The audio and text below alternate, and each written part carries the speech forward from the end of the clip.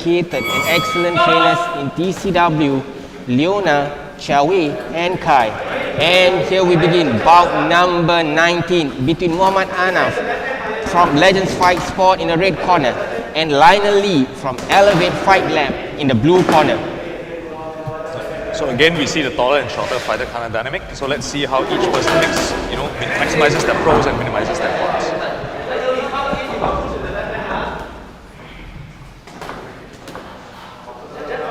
Ahnaf looking to explode into the pocket. What he has to be careful of is, not emptying his gas tank too early. Chat, if you guys have any questions or opinions, feel free to voice them out. We'll interact with you guys as they come in. Ahnaf sort of getting caught in a bad position. Yeah, Lionel's hand fighting. Lionel is very patient here. Yeah, he's like, is he pawing with his jab?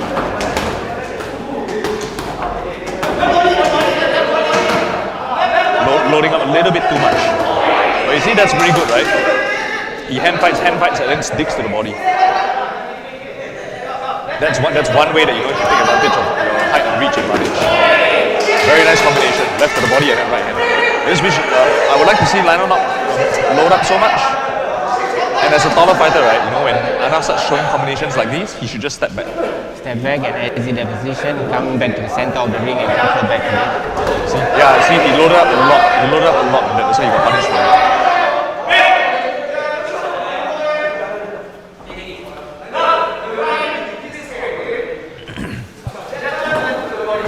We talked about it before, how as a taller fighter, there is a range, there is a specific distance where you can hit your opponent and he can't hit you. Lionel needs to maintain that a lot more consistently. He's kind of doing it now already, like pawing with this jab. Ahnaf cannot accept this kind of dynamic. He cannot let just Lionel paw at him and then wait to see what Lionel does. While Lionel paws, he has to attack. Very, very good. While Lionel is like posting with his left hand, and then Ahnaf ducked to the body.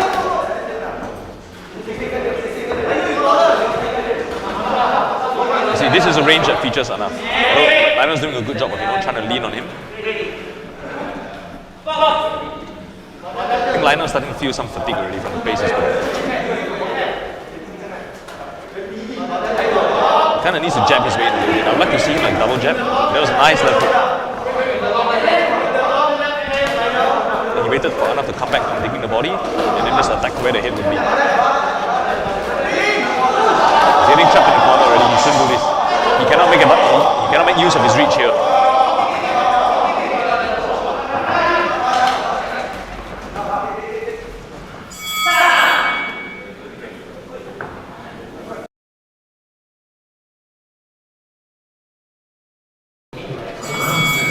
Round number 2, bout number 19. Let's see what turns out.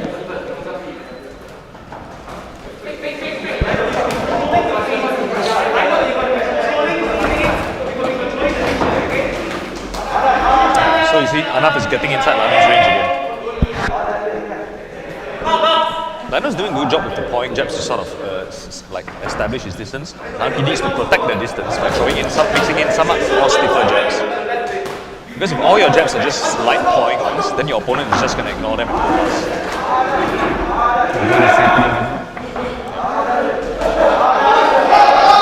Like, not every jab needs to be powerful, but some of them should be, to make your opponent know that there's a price to pay for coming in.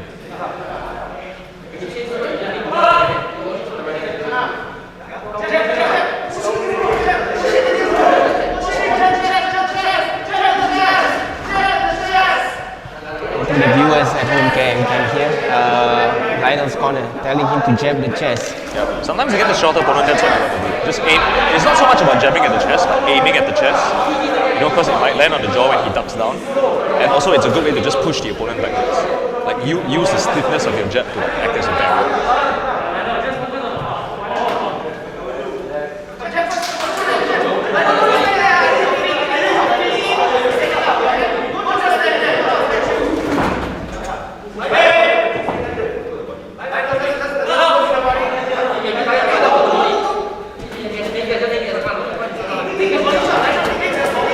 Being a bit too passive right now. Like he's letting Ahnaf enter his range without punishing him.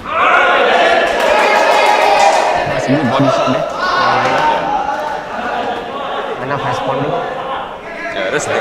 Lionel has to, like I said, maintain the distance where, he can punch and Ahnaf cannot punch him. The problem is that he tries to establish the distance by pawing with his jab, but, Ahnaf just ignores that and breaks that distance. It's as simple as Ahnaf cannot hit what is not there. The fighter will start moving his feet away.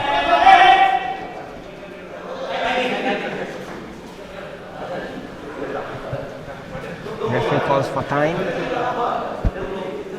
Just to wipe some of the blood off. So what happens in this kind of situation, right, when referee calls for time? What are the reasons, probably? In general, just sort of wipe the blood away and stuff like that. Do not let it interfere with the breathing, and also because it's not a good look. And we go again, continuing in round number 2. And I'm doing a good job of just jabbing his way in, just collapsing the distance. Very consistently going to the body as well. Because when Lionel tries to hand fight like this, the disadvantage is that both your head and body are open. So hand fighting is a very risky proposition, the long guard. And Ahnaf has the willingness to take the first punch and counter his own 3-4 punches. That's right. Very good, mixing up head and body attack as well. And that's the end of round number 2.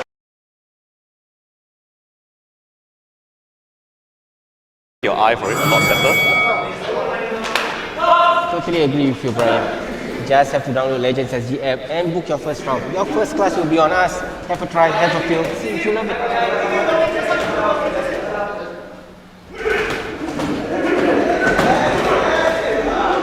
I'm doing a good job of getting inside the range again. I don't need to move.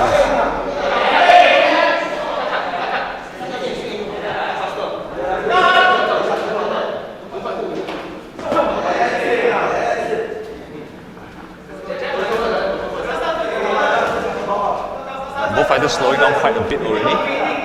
Ahnaf is very reliant on his, explosive power, which is why a lot of his punches now have a lot less pop in them. Still going at about the same pace from round 1. Yeah, the pace is the same, but I think it's like some of the pop is off the punches from both fighters getting really tired already. Yeah. So in order to get the same power, right, Ahnaf is sort of having to load up a little bit more. See, some of the punches are being fired from the waist. I think Lionel will just step back while Ahnaf is stepping in and throw his own uppercuts or other punches. Yeah, that's right. He can post away from with his left hand and then throw a right uppercut.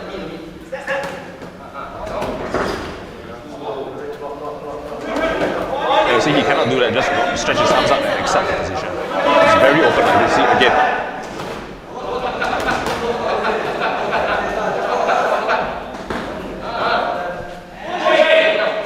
One of two conclusions: there's no power in the punch, or he's accepted that he just have to fight in the pocket.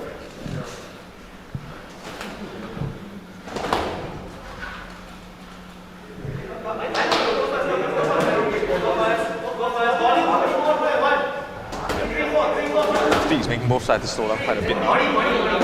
Probably saving himself for the last couple of seconds. Throwing with punches, say Ahnaf got some grappling skills on the side. What do you think of boxers having good grappling skill or having some BJJ skill? Would it be advantageous for them? Yeah, that's a great question actually.